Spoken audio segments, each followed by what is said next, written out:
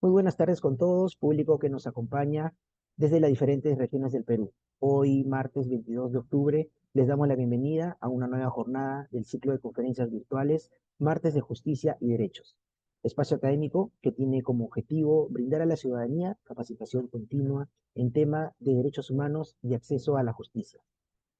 Los saluda Jimmy Torres y en esta oportunidad me es grato presentar la conferencia virtual denominada Responsabilidad Penal de las Personas Jurídicas, Problemáticas y Panoramas Actuales.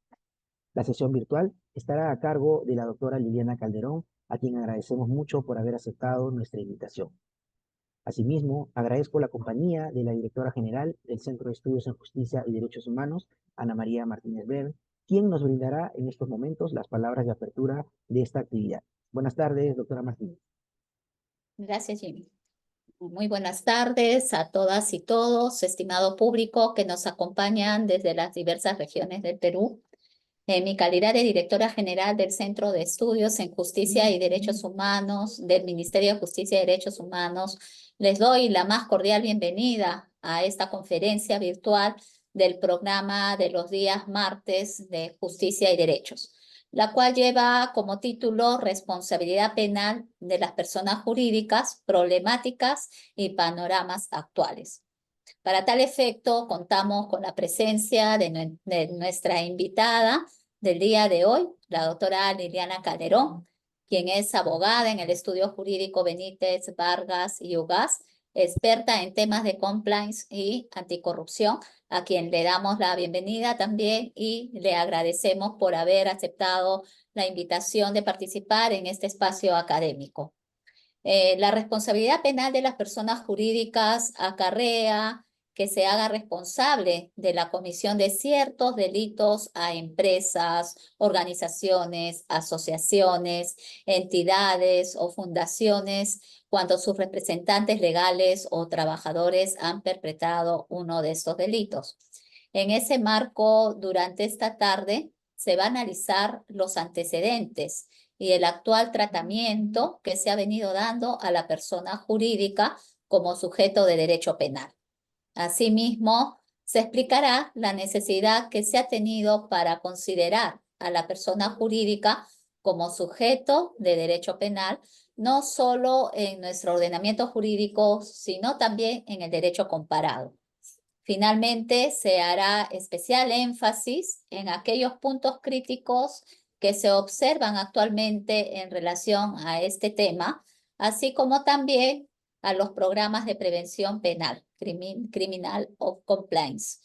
Desde el Centro de Estudios en Justicia y Derechos Humanos, nos sentimos muy complacidos con la dinámica participación que semana a semana tienen todos ustedes. Por ello, reafirmamos nuestro compromiso en brindarles temas de mucha utilidad.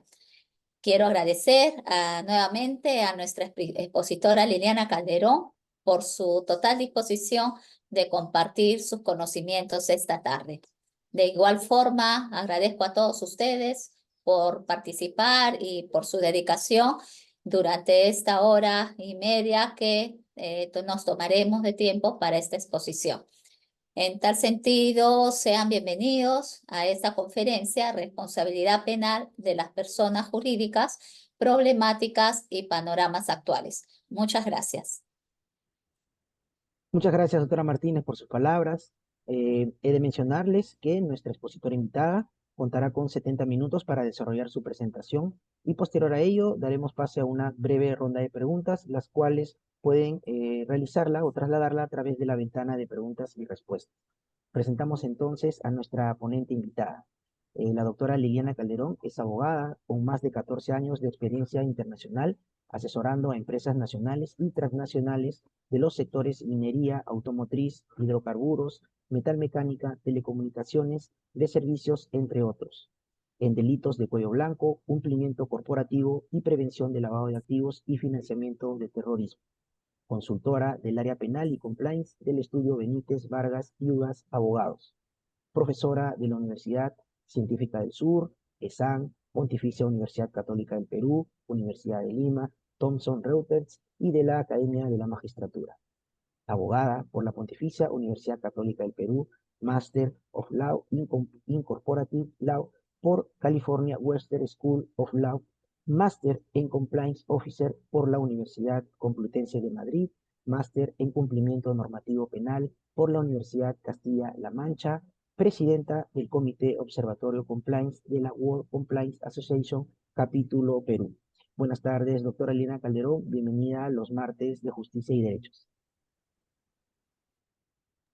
¿Qué tal? ¿Cómo estás, Jimmy? Bueno, muchas gracias por la invitación al Ministerio de Justicia. Muchas gracias a la doctora Ana Martínez por su gentil invitación también.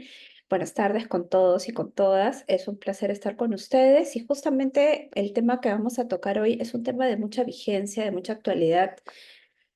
No, porque bueno, día a día vemos muchas noticias vinculadas con casos de corrupción en los que la empresa no deja o las personas jurídicas en general no dejan de tener una participación protagónica, ¿no?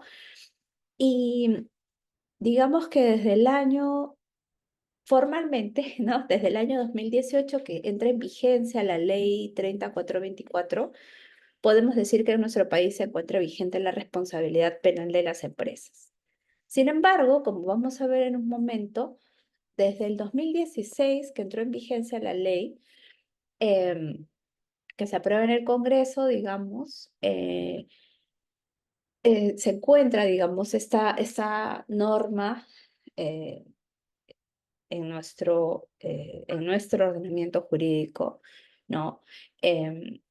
Pero no son las fechas en las que inicia, digamos, toda esta, llamémosle campaña o iniciativa para que se establezca la responsabilidad penal de las personas jurídicas, ¿no?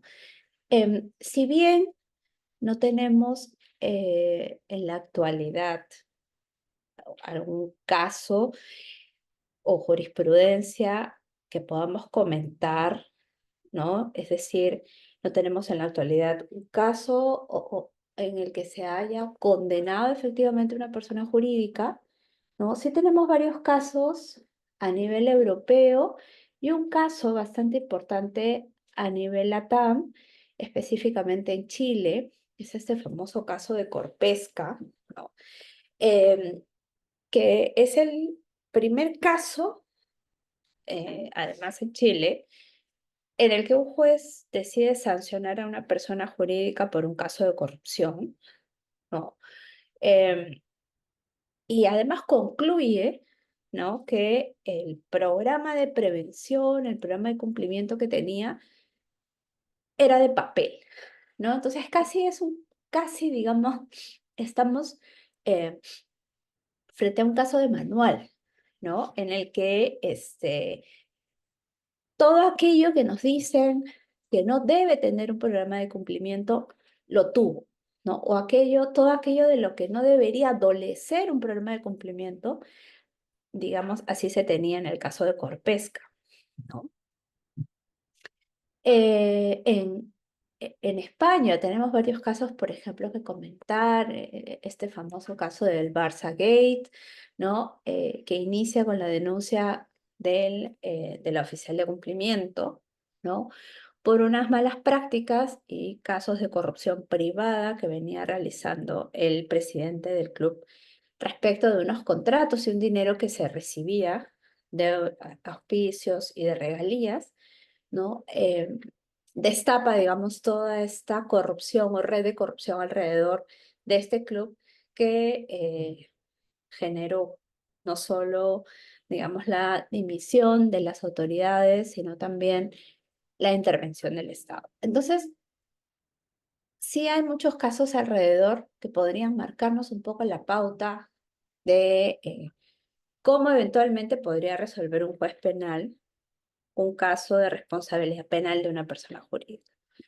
No, pero veamos entonces cuál es nuestro marco normativo, cuál es el panorama actual que nosotros tenemos y a qué desafíos se enfrenta esta norma, ¿no? Como yo les decía, si bien formalmente, digamos, esta partida de nacimiento de la Ley de Responsabilidad Penal de la Persona Jurídica nace, ¿no? En abril del año 2016 con la publicación de la ley 30424,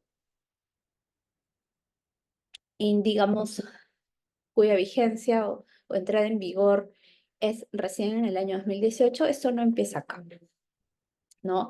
Ya desde el año 2009 se empezó a gestar esta iniciativa de formar parte de la OCDE, de la OCDE, ¿no? Digamos, como política de Estado, se trazó este objetivo de formar parte de la OCDE, pero evidentemente para formar parte de esta organización, se tenían los países en general que aspiren a formar parte, digamos, de esta organización, tienen que cumplir con ciertos requisitos, ¿no? Y uno de los requisitos que nosotros teníamos que cumplir era ser parte, ¿no? O tener, perdón, en nuestra legislación, ¿no? em, prevista la responsabilidad penal de las empresas. Entonces, eso era, digamos, una obligación que se tenía que incorporar en la legislación peruana, ¿no? Y es por esto que empezó, digamos, en el año 2009 todas estas iniciativas que terminaron. Finalmente, imagínense, desde el año 2009 hasta el año 2016, cuánto, digamos, eh, cuántos años pasaron, cuántos gobiernos, cuántos presidentes pasaron para que finalmente se apruebe, ¿no? Y por supuesto que con la aprobación de la ley 3424 pudimos formar parte de la Convención de Antisoborno de la OCDE, ¿no? Como país, nos adherimos a esta convención, ¿no? Y adquirimos la condición de miembro pleno del grupo antisoborno. Ahora, lo cierto es que cuando se publica esta ley, únicamente se hace por el delito de cohecho activo transnacional, ¿no? Entonces, ¿qué es el delito que ustedes pueden ver aquí en el casillero? Entonces, este delito de cohecho activo transnacional lo que sanciona es básicamente la corrupción en el ámbito internacional. Es decir, cuando yo ofrezco, doy o prometo un soborno a un funcionario público extranjero, ¿no? A un funcionario público extranjero o a un, digamos, a un funcionario de un organismo internacional, ¿no? Y claro, en realidad ese delito, por lo menos en nuestro país, es de poca o nula incidencia, ¿no? De hecho, hasta el año 2016 no existía ningún caso en el cual se hubiese sancionado a digamos, a una persona natural hasta ese momento por este delito. De hecho, hasta el día de hoy no tenemos ningún caso que presentar porque es un delito, ok, que existe, está en el Código Penal, pero tiene poca incidencia digamos, en la realidad. Pero bueno, finalmente, contra viento y marea, con muchas idas y vueltas, con mucha oposición también del sector privado, que, digamos, pensaba que esto en verdad iba a generar retroceso en la inversión, voces como que se estaba criminalizando la actividad empresarial, entre otras cosas, ¿no? Eh, Empezaron, digamos, a sonar como voces opositoras, pero en realidad todo lo contrario, ¿no? Como vamos a ver, esta norma busca, no tiene como objetivo finalmente que las empresas puedan asumir mecanismos preventivos para evitar que se cometan, o nace por lo menos así, eh, determinados delitos, ¿no? Lo cual a su vez se fue concentrando en los delitos de corrupción, ¿no? Que ahora, como vamos a ver, se ha expandido hacia otro número importante de delitos, pero en realidad esto nace como eso, ¿no? como un mecanismo preventivo disuasivo de la comisión de delitos, y la posibilidad, obviamente, de responsabilizar penalmente a una persona jurídica. La siguiente, por favor. Entonces, hasta ahí, digamos, la norma había pasado un poco con estas idas y vueltas, ¿no? Difícil, en un contexto muy difícil para que se apruebe, ¿no? Pero finalmente se aprueba. Ahora, ¿qué ocurrió en diciembre del año 2016? ¿No? Ocurre algo que ahora estamos viendo, o digamos, una de las consecuencias más plausibles la acabamos de ver el día de ayer, con la condena que se le impuso al expresidente Alejandro Toledo por el delito de colusión desleal, el lavado de activos, ¿no? En el marco de este contrato de Irsa Sur con Odebrecht, ¿no? La coima de cerca de 35 millones de dólares, ¿no?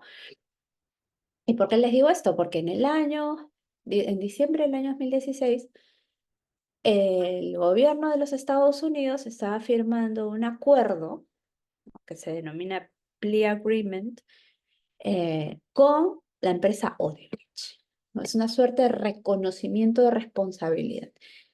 ¿Y qué se estaba reconociendo a través de este acuerdo? ¿Qué reconocía Odebrecht? Odebrecht reconocía que entre los años 2005 y 2014 había pagado coimas por cerca de 29 millones de dólares a N funcionarios públicos en el Perú para asegurar contratos. Y además había obtenido, gracias a esas coimas, beneficios por cerca de 143 millones de dólares, ¿no? Entonces, fíjense ustedes que esta noticia, digamos, remece a nuestro país en el año 2016, ¿no? Y digamos, ya cerca de Navidad y todo lo que implica eso, salen estas noticias y obviamente la opinión pública se pregunta, ¿qué funcionarios públicos?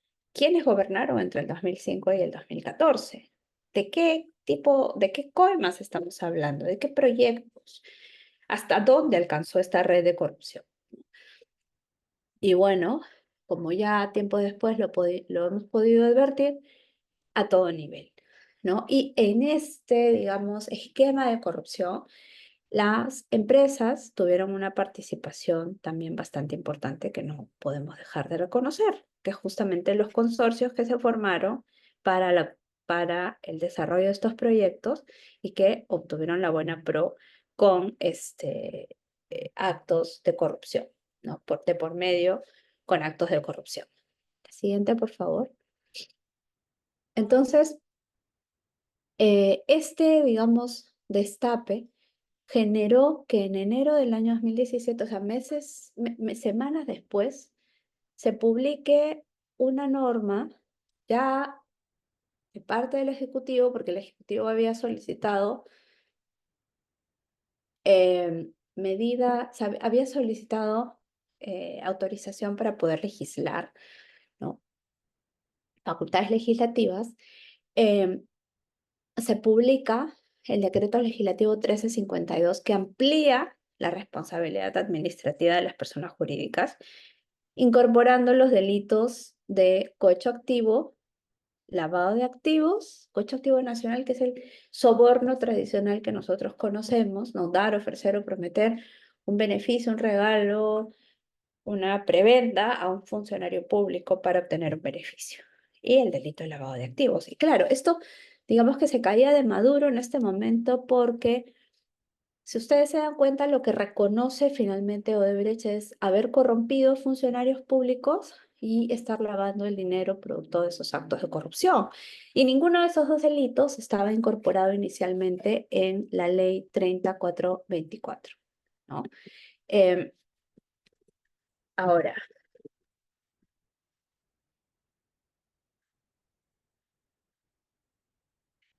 ocurre otra cosa importante, ¿no? Que ya para febrero, digamos, del año 2017, se publica un decreto de urgencia para ver un poco qué se hacía con estos proyectos, ¿no? De inversión, porque acuérdense ustedes que estos actos de corrupción estaban ligados a proyectos de gran infraestructura. Entonces, ¿qué va a pasar con esos proyectos? ¿Se van a detener? Entonces, em, ¿cómo se aseguraba el pago de la reparación civil futura? ¿No? A propósito, digamos, de estos casos, entonces se publica esta norma que luego se transforma en una ley que además incorpora la colaboración eficaz en personas jurídicas, lo cual me parece eh, eh, es. Jimmy, entonces tú me avisas, por favor. Mm, sí, doctora, sí, no se preocupe, vamos a solucionar ese inconveniente técnico y en breves minutos yo le informo, por favor. Gracias.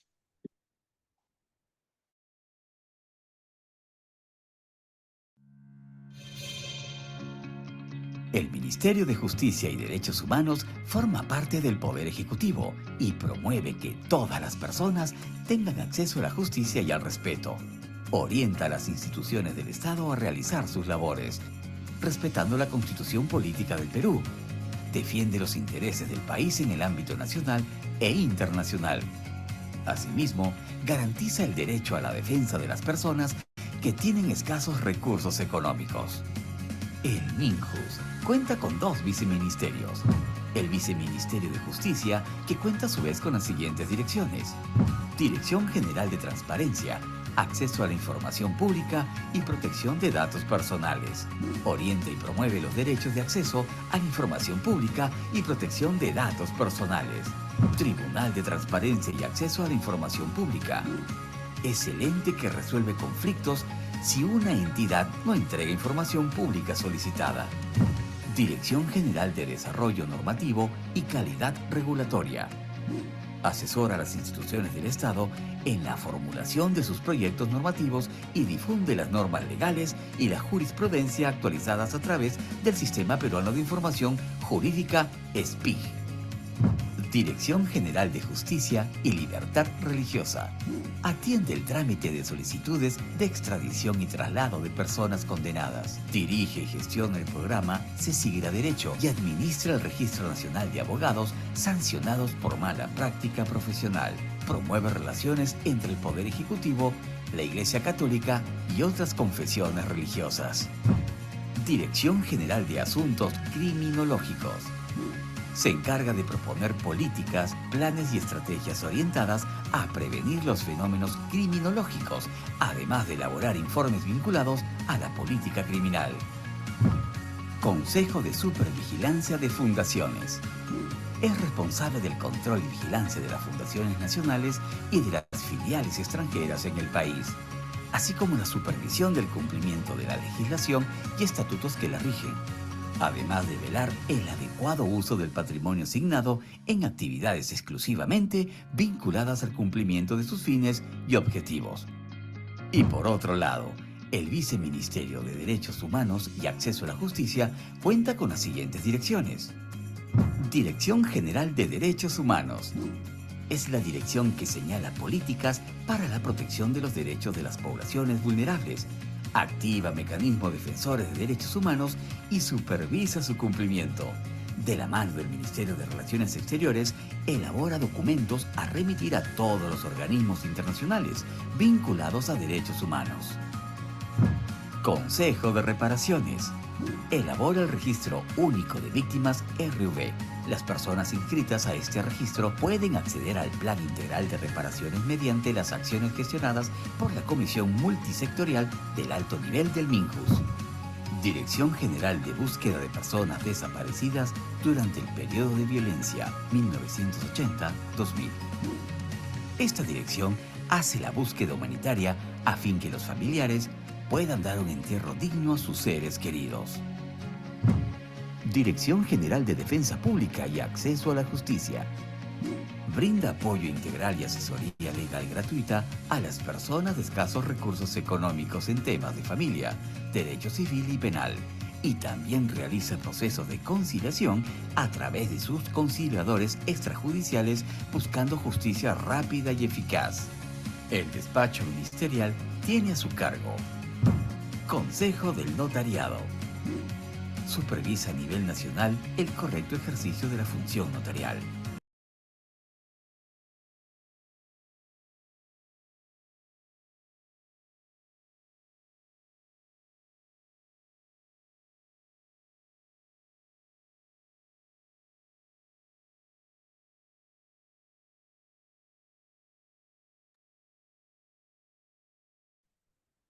Ok, doctora, continuemos. Gracias a todos Sí, los participantes por esta breve pausa. sí, muchas gracias, Jimmy. Efectivamente, gracias por la breve pausa y continuamos.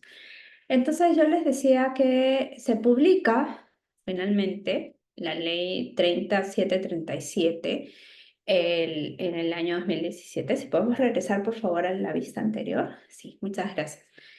En el que se establece este régimen especial para asegurar el pago de la reparación civil, pero además se incorpora la figura de la colaboración eficaz aplicable a personas jurídicas, que es lo que finalmente el día de hoy vemos que se aplica de manera muy activa por parte del Ministerio Público y del Poder Judicial. En abril del 2018 se crea la Secretaría de Integridad Pública y se aprueba el Plan Nacional de Integridad y Lucha contra la Corrupción, ¿no? Y creo que ese también es un hito bastante importante en el sector justicia porque además, digamos, se parte de la necesidad de promover la prevención en el Estado, ¿no? Porque claro, hasta ese momento siempre se había partido de iniciativas, eh, digamos, de promoción, por ejemplo, de órganos como la Contraloría General de la República, ¿no?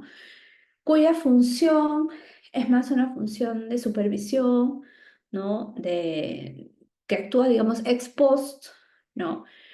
A los hechos ocurridos, incluso con las acciones de control.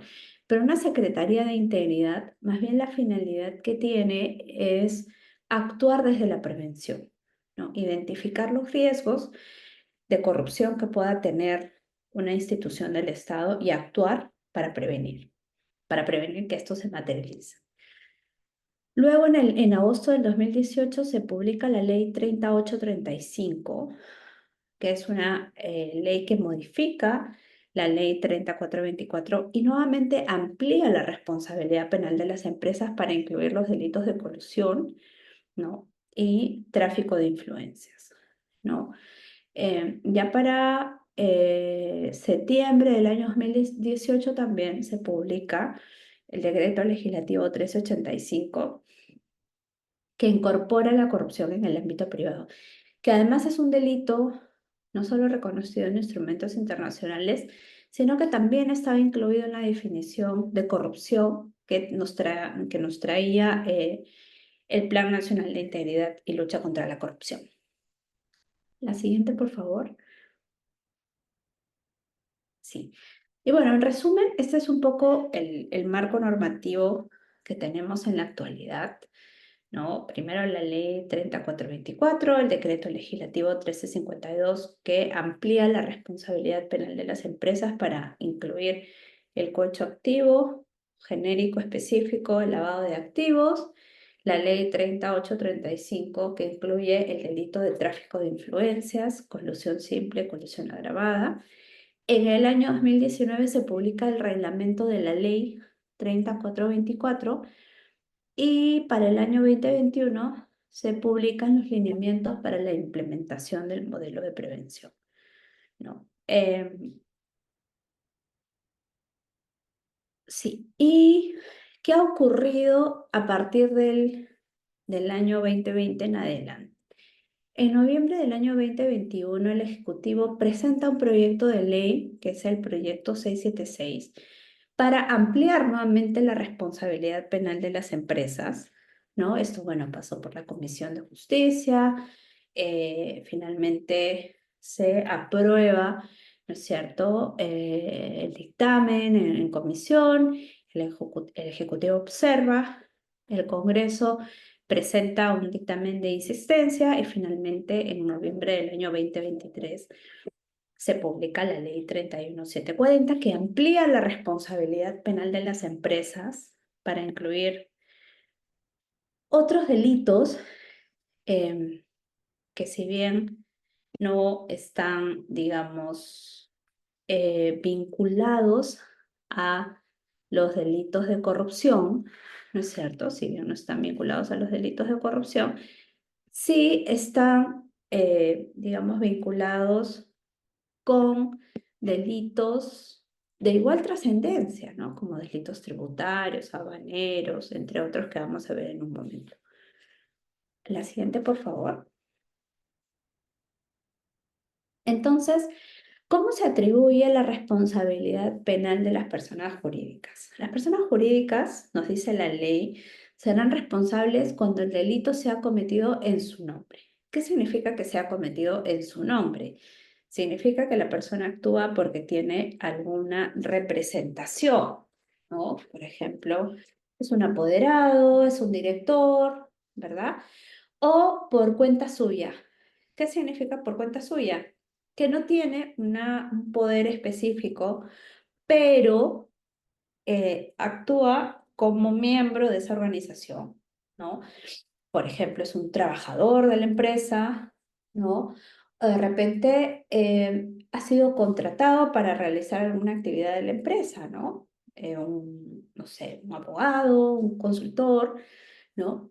Y siempre que actúe en beneficio de la empresa o de la persona jurídica, ¿no? Y aquí tenemos digamos, dos tipos de personas, ¿no?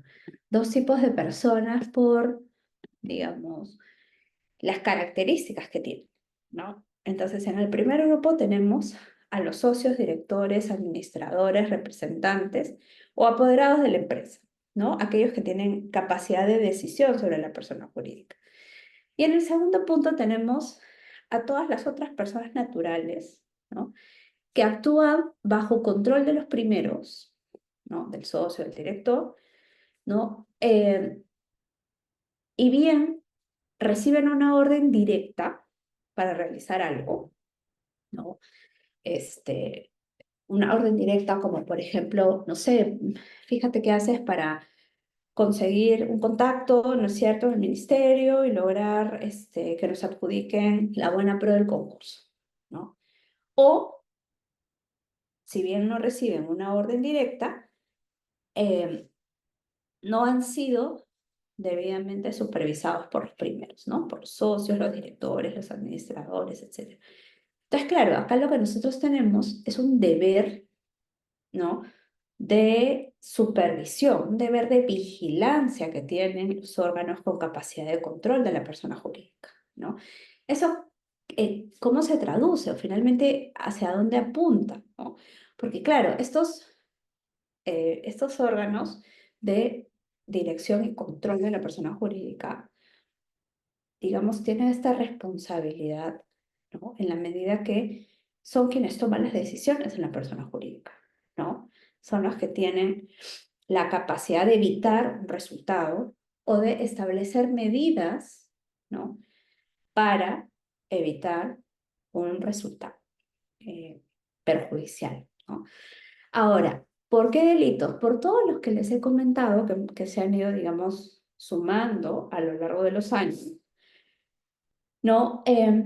Pero claro, la ley nos da una suerte de salvavidas, nos dice, bueno, si tú acreditas haber implementado un modelo de prevención y también acreditas que este modelo de verdad funciona con anterioridad a la comisión del delito, podrás eximirte de responsabilidad penal, ¿no? Eso es un poco lo que decía la ley 3424, pero vamos a ver que han habido algunas modificaciones con la ley 31740 que merecen atención, ¿no? Una de las más importantes modificaciones es que se incorporaron otros delitos, ¿no?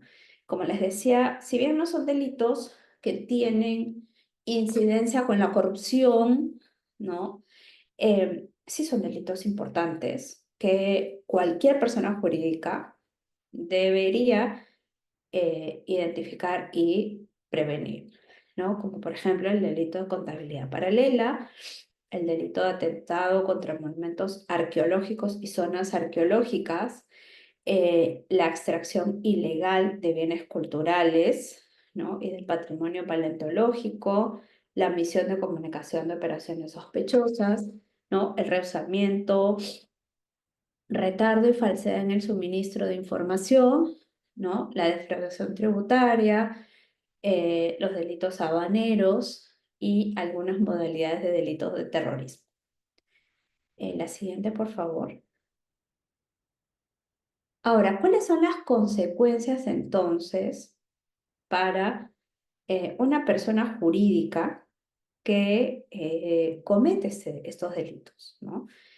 Una de las principales consecuencias jurídicas que puede recibir una persona jurídica o sanción es obviamente una sanción pecuniaria, ¿no? Una sanción económica, que no es otra cosa que una multa, ¿no? Pero también puede recibir sanciones de índole administrativo, ¿no? Como por ejemplo la inhabilitación para contratar con el Estado, la suspensión de actividades, la cancelación de licencias, la clausura de establecimientos e incluso la disolución de la persona jurídica, ¿no?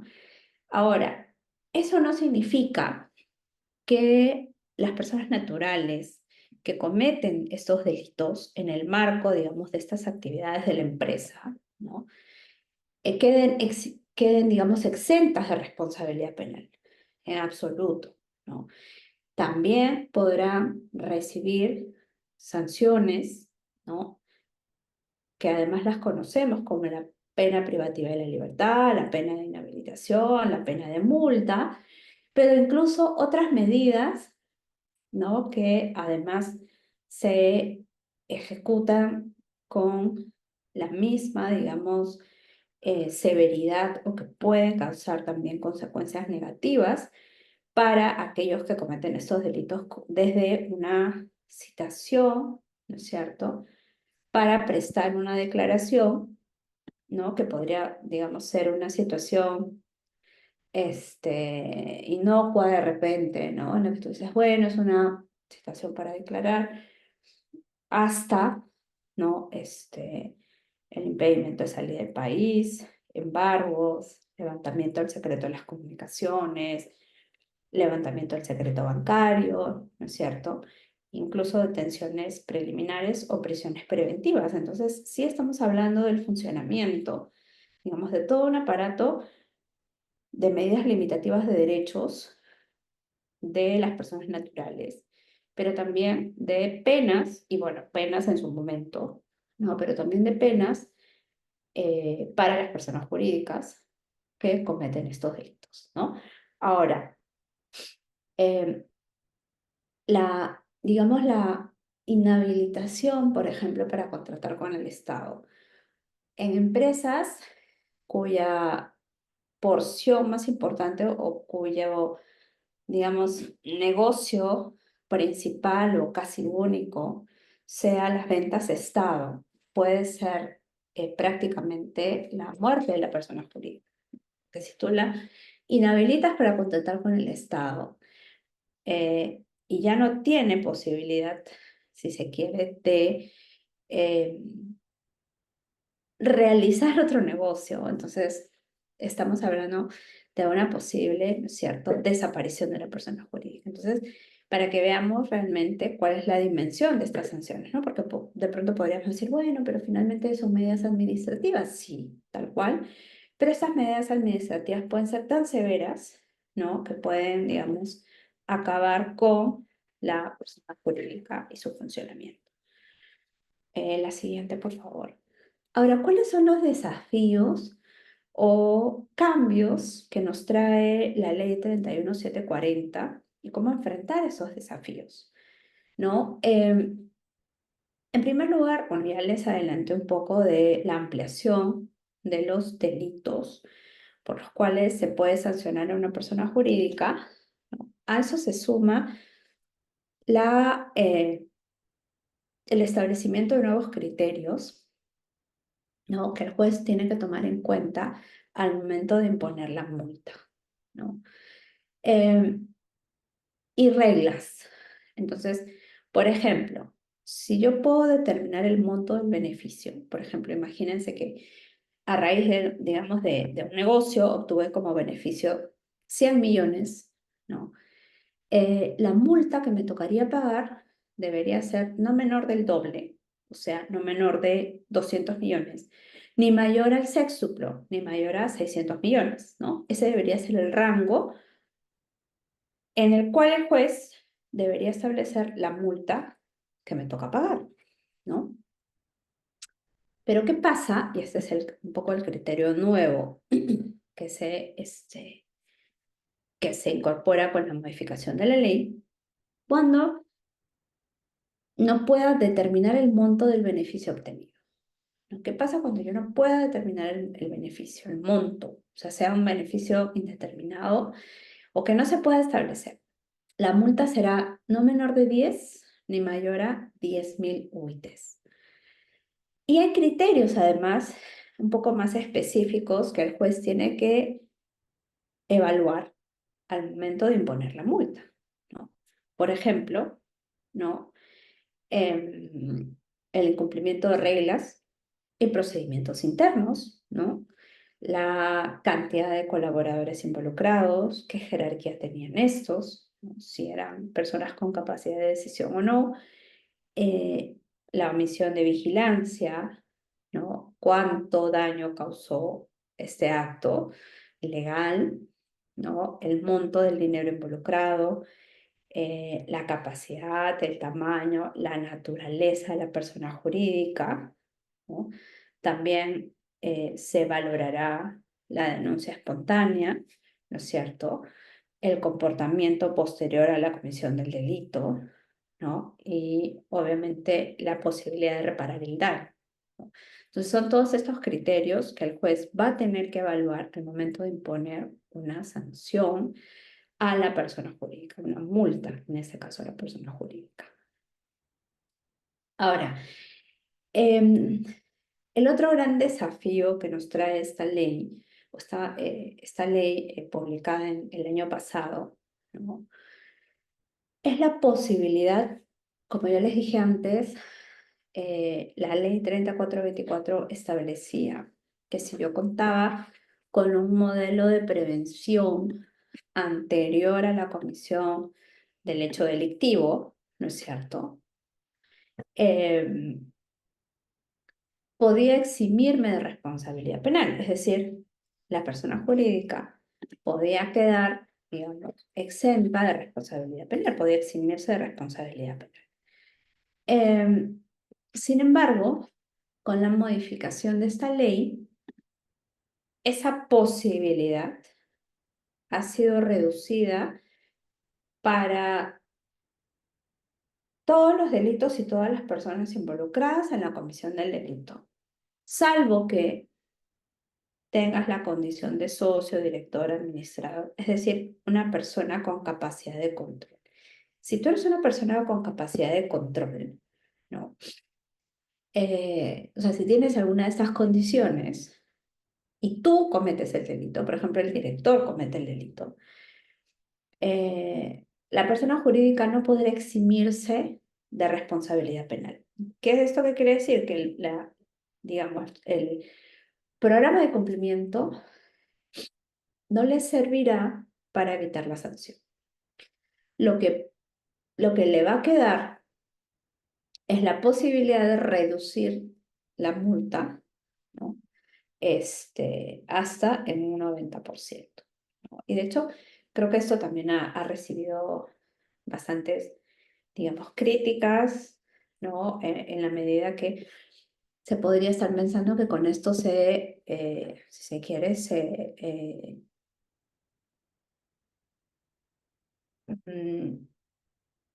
digamos, como un desincentivo, ¿no? Para que las empresas implementen un programa de cumplimiento, ¿no? Y en realidad estamos frente, más bien, creo yo, a lo contrario, ¿no? Porque se supone que si tú implementas un programa de cumplimiento, lo haces con la convicción de que este es real, va a funcionar, no es de papel, ¿no? Y por ende, tú como director, como socio, tienes, digamos, este compromiso con la organización y eres el primero que debe, digamos, mostrar con el ejemplo el cumplimiento y el respeto por estas normas, ¿no? Pero bueno, eso les quería comentar a propósito de esta modificación. La siguiente, por favor. También se ha previsto la responsabilidad de la persona jurídica extranjera, ¿no? ¿Y qué ocurre en estos casos? Que, digamos,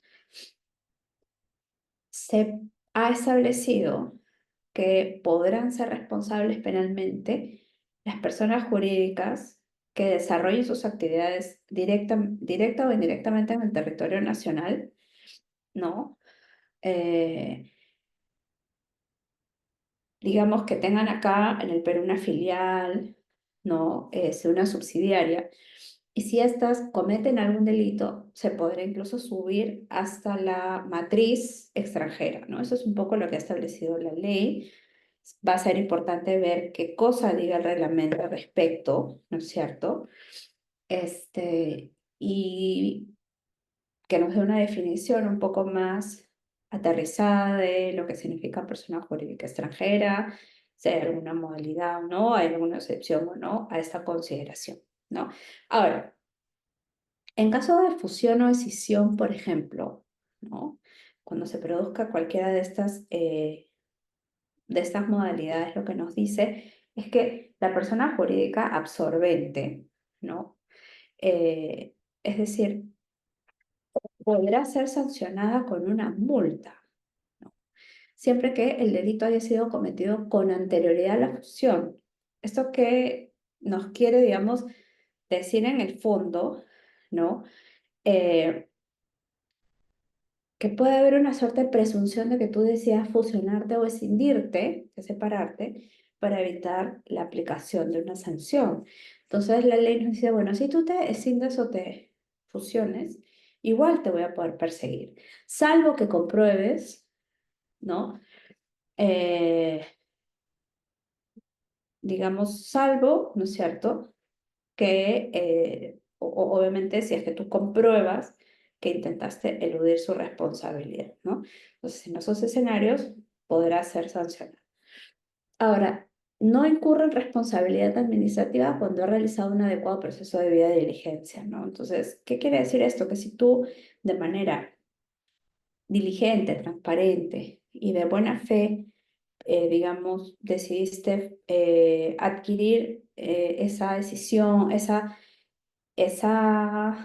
porción, digamos, de la persona jurídica, ¿no? O decidiste, bueno, aceptar esta fusión de buena fe, entonces no podrá ser sancionado, evidentemente, siempre que demuestres que has sido diligente.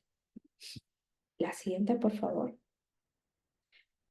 Ahora, acá viene un punto también bien importante en torno al informe técnico de la SMB como un requisito de procedibilidad, ¿no? Lo que nos dice es que siempre que el Ministerio Público formal, digamos, pase a la siguiente etapa, que es la formalización de la investigación preparatoria, necesitará contar con el informe técnico de la SMB, ¿no? ¿Cuál es el gran cambio a partir de la ley 31740? Es que el informe ya no es vinculante, ¿no? Entonces, esa redacción, como estaba en la 30424, se ha modificado, ¿no? Ya no será posible, o digamos, ya el Ministerio Público no estará vinculado al informe técnico. El Ministerio Público podrá apartarse de las conclusiones, ¿no es cierto? Y tendrá que valorar el informe técnico junto con otros medios probatorios incorporados a la investigación, ¿no? Porque, bueno, digamos, se cuestionó este artículo porque se decía que el Ministerio Público podría estar perdiendo o se estaba cuestionando en todo caso la autonomía del Ministerio Público por cuanto estaba vinculado al resultado del informe técnico. Ahora, en el caso de la confidencialidad de la información, ¿no? Toda la información y documentación que proporciona la persona jurídica, ¿no? Formará parte, digamos, de este acervo documentario que luego servirá para el correspondiente pronunciamiento de la SMB, ¿no? Porque no olvidemos que la SMB en estos casos, ¿no?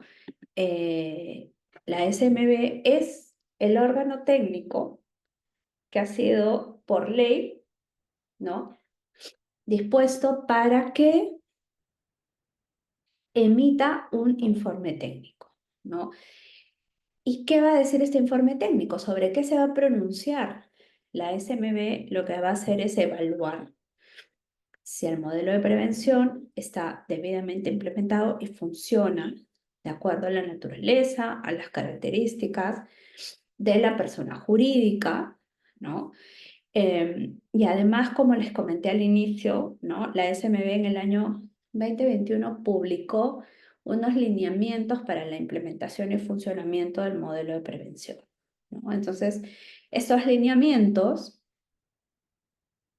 son una guía, ¿no? Como una suerte de manual guía de evaluación de los modelos de prevención, que evidentemente utilizará la SMB cuando le toque evaluar un modelo de prevención. La siguiente, por favor. Y bueno, simplemente seguimos a la espera, ¿no? De la publicación del reglamento, ¿no?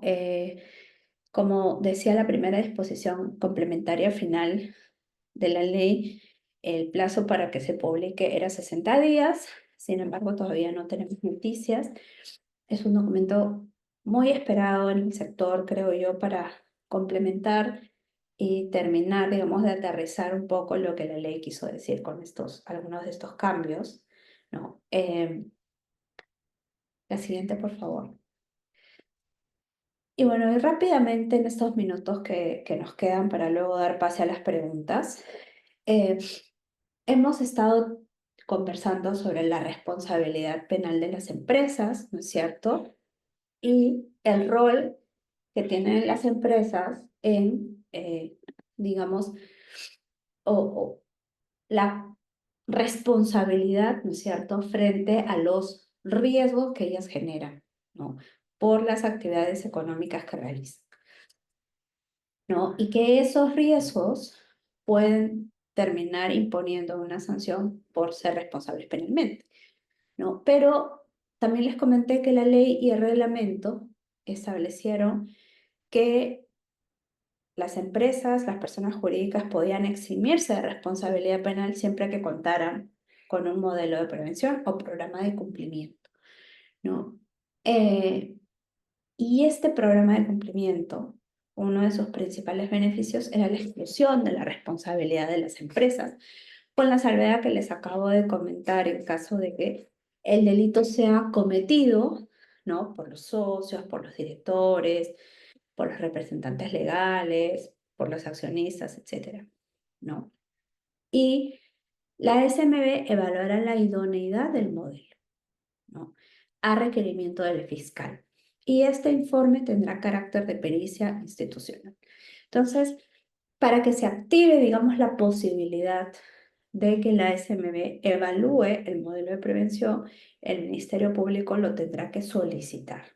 El Ministerio Público tendrá que solicitar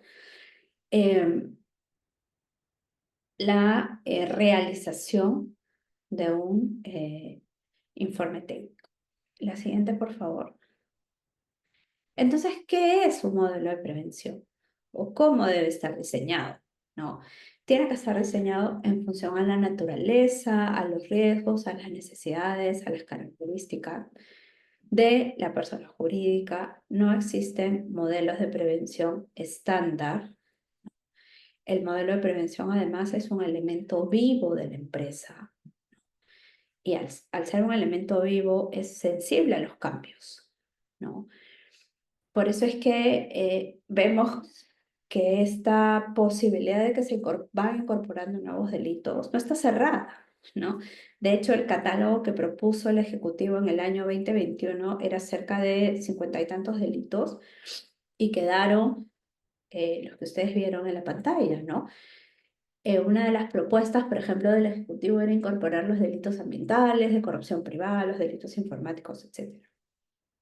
Y esos, como ustedes ven, no han sido finalmente aprobados por el Congreso, ¿no? Entonces, sí han habido, digamos, cambios y el modelo de prevención tiene que ser sensible a esos cambios, obviamente. La siguiente, por favor. Ahora, ¿significa que un modelo de prevención nos va a garantizar que no se cometan delitos por parte de las empresas? No, pero sí nos pueden colocar en una mejor posición para prevenir delitos. Finalmente, de eso es lo que se trata, ¿no? Es una cuota de responsabilidad que tienen las empresas frente a los casos de corrupción, ¿no? Porque claro, la mirada tradicional siempre fue de la responsabilidad del funcionario público, de pronto el ciudadano, ¿no? Que contribuía o que fomentaba un caso de corrupción, pero no así ocurría con las personas jurídicas, ¿no? Cuando en realidad sí son responsables por ser generadoras de riesgos a partir de las actividades económicas que realizan. Entonces, bajo ese principio, sí deben asumir esta responsabilidad y establecer mecanismos para prevenirla, ¿no? Para prevenir la comisión de delitos. Entonces, deben establecer mecanismos idóneos de control para evitar que estos delitos se materialicen. La siguiente, por favor. Y bueno, un modelo de prevención debe contar con 5 elementos mínimos para una, digamos, adecuado funcionamiento o implementación. Es como el estándar mínimo que nos exige la ley de reglamento. Primero, se nos exige la designación de un encargado de prevención, ¿no? Que no es otra cosa que un oficial de cumplimiento, ¿no? Así como en el Estado tenemos a los oficiales de integridad, ¿no? Que son los que van a gestionar el modelo de integridad. En el ámbito privado tenemos al oficial de cumplimiento que va a gestionar el programa de cumplimiento. Por otro lado, tenemos la identificación, la evaluación y la mitigación de riesgos, porque es importante que una persona jurídica identifique cuáles son los riesgos legales que puede cometer, ¿no? Por ejemplo, si se interrelaciona con funcionarios públicos, ¿no? Si, por ejemplo, tiene una fuerza de ventas agresiva, si tiene, digamos, proveedores del extranjero, ¿no? O sea, tiene que identificar cuáles son los riesgos que podría cometer. O sea, es una empresa, por ejemplo, que exporta, imagínense, ¿no? Una agencia de aduanas puede tener el riesgo de defraudación aduanera, contrabando, etc.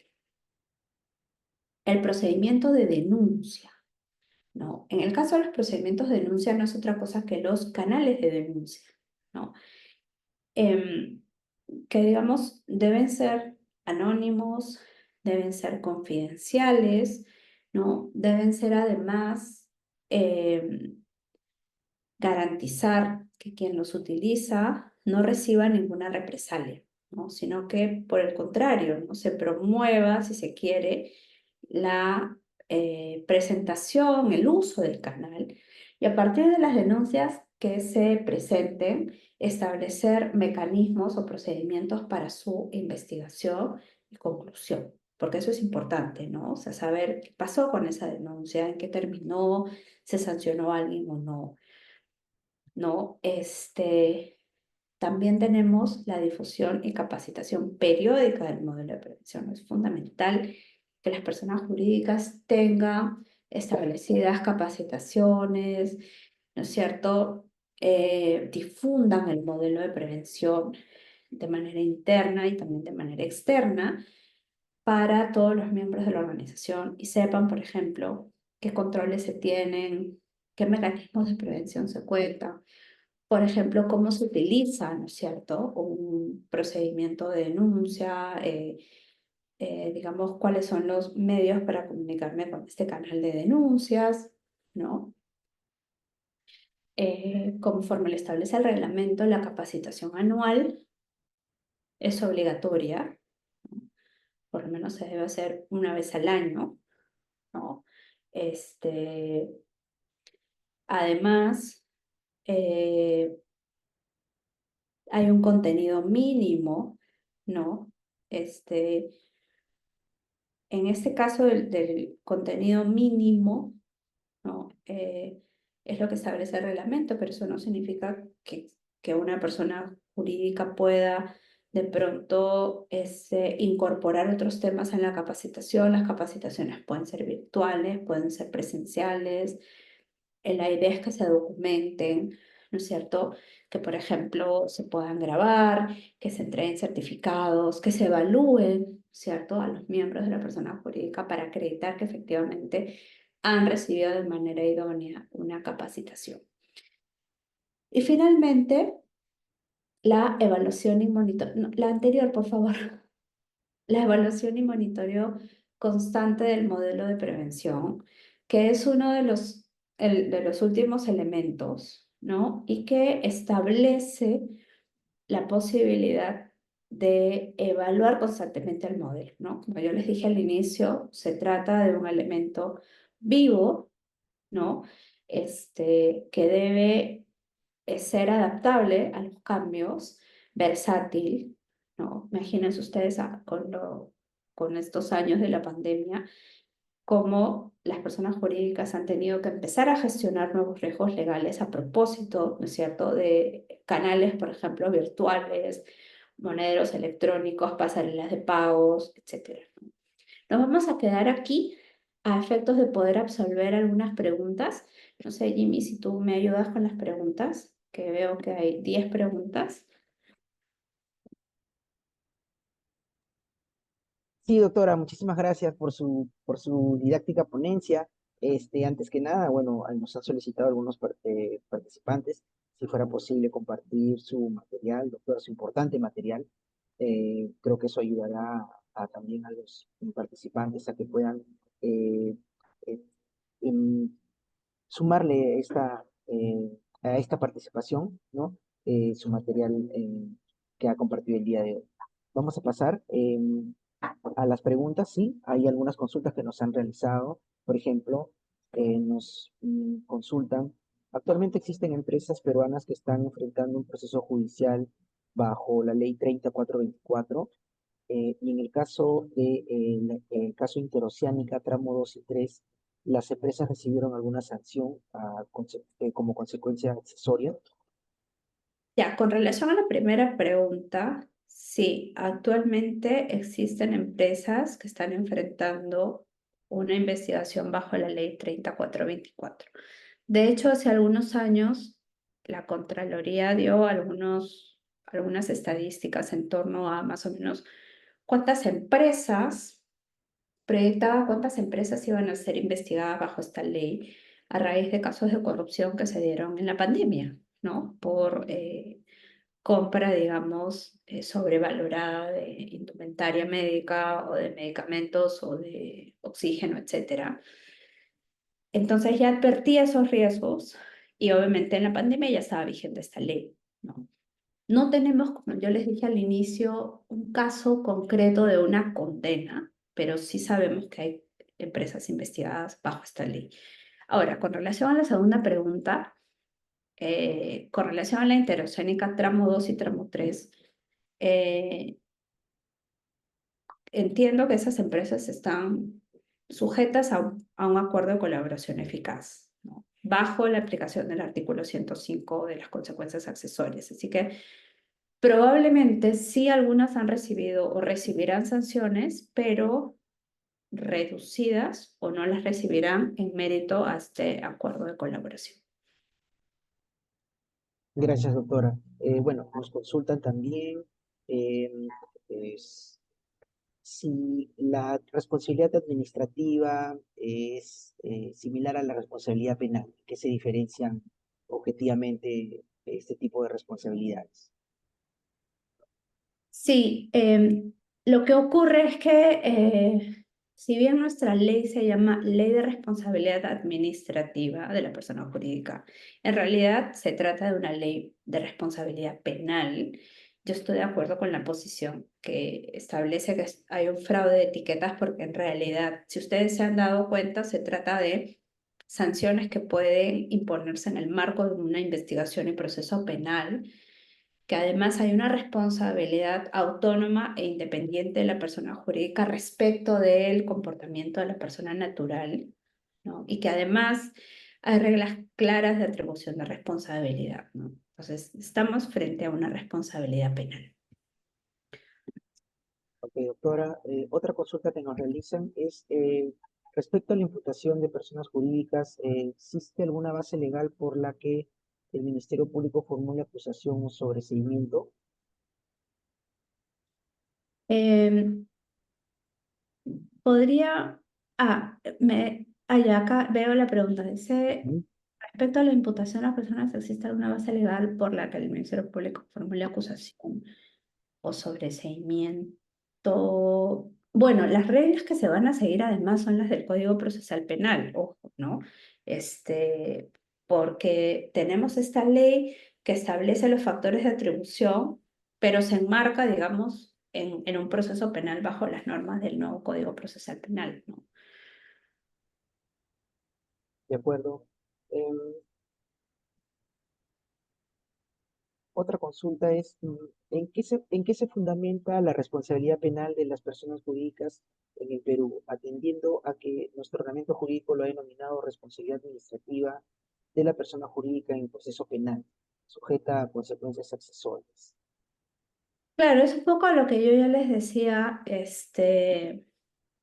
hace un momento respecto de la responsabilidad administrativa, ¿no? En realidad se trata de una norma de responsabilidad penal, no es una norma de responsabilidad administrativa. Es más, las consecuencias accesorias también involucran responsabilidad penal para la persona jurídica, por más que sean medidas administrativas, ¿no? Solo que tienen otras reglas, ¿no? En este caso, por ejemplo, en la responsabilidad penal, lo que nosotros tenemos una diferenciación de responsabilidades de la persona jurídica y de la persona natural, sujetas además a reglas, ¿no? Pero evidentemente la responsabilidad de la persona jurídica no se podrá medir con los criterios del derecho penal clásico, ¿no? Bajo esta definición de que un delito es una conducta, ¿no? Típica, antijurídica y culpable, ¿no? Porque evidentemente respecto a la persona jurídica no podemos establecer que tiene voluntad, ¿no? Ni realiza una conducta voluntaria como tal, pero sí existen otros mecanismos como por ejemplo la creación de riesgos y la obligación de los órganos con capacidad de control de vigilar y supervisar esos riesgos y establecer mecanismos para evitar que esos riesgos se materialicen. De acuerdo, doctora. Otra pregunta que nos hacen es, ¿cómo se puede demostrar la debida diligencia ante una fusión o escisión? Gracias. Esa pregunta la leí y me pareció muy interesante porque, como ustedes saben, en los casos de fusiones y adquisiciones, ¿no? Estos famosos M&As o Mergers and Acquisitions, lo que ocurre con las empresas que compran otras empresas o se fusionan con otras empresas o escinden determinados negocios. Ahora además con esta norma de concentración que el INDECOPI tiene que aprobar todas estas fusiones, por ejemplo, para evitar la concentración, existe un mecanismo que se llama el due diligence o la debida diligencia, ¿no? Que no es otra cosa que identificar, ¿no es cierto?, todos aquellos riesgos vinculados a la compra de una empresa o a la fusión con una empresa. Por eso es que cuando se hacen estas operaciones, eh, se preguntan, ¿no es cierto? Por ejemplo, que te den la lista de procesos de investigaciones, que te digan, por ejemplo, el nivel de cumplimiento, ¿no? Si, no sé, se trata, por ejemplo, de una empresa minera, imagínense, ¿no? Si tienen un programa ambiental o un sistema de prevención, un sistema de gestión ambiental, por ejemplo, si cumplen con sus medidas de seguridad y salud en el trabajo, si tienen investigaciones por lavado de activos, y quiénes finalmente son los socios, a quiénes le vas a comprar, de dónde proviene ese dinero. Entonces, lo que en buena cuenta la norma te dice, no se trata de comprar por comprar o vender o escindir, sino que tienes que ser diligente al momento de tomar una decisión corporativa como esa y saber quién es tu contraparte. Conocer e identificar de manera idónea los riesgos y saber a qué te sometes con esa compra, ¿no? De acuerdo, doctora. Bueno, llegando ya a la parte final de esta importante conferencia, doctora, quizás nos pueda brindar alguna última reflexión a fin de poder ya dar cierre a esta jornada sobre esta temática que hemos abordado el día de hoy, por favor. Sí, por supuesto que sí.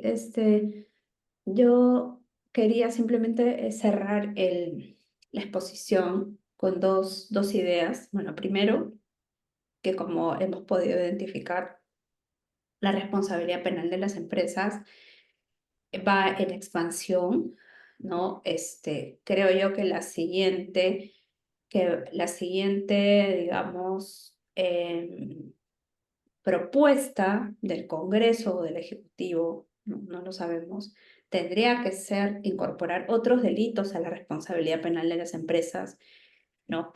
Como por ejemplo el delito de corrupción privada, o seguramente los delitos ambientales, también un poco por presión, digamos, de los organismos internacionales, de la comunidad internacional en general. Y por otro lado, o como segunda reflexión final, ¿no? Es que las personas jurídicas tienen una cuota de responsabilidad porque son generadoras de riesgos. Entonces, al ser generadoras de riesgos, tienen que establecer mecanismos para prevenirlos. O sea, no pueden eximirse de esa responsabilidad, ¿no? Y creo que con, digamos, esta nueva mirada, este nuevo enfoque en la prevención, ¿no?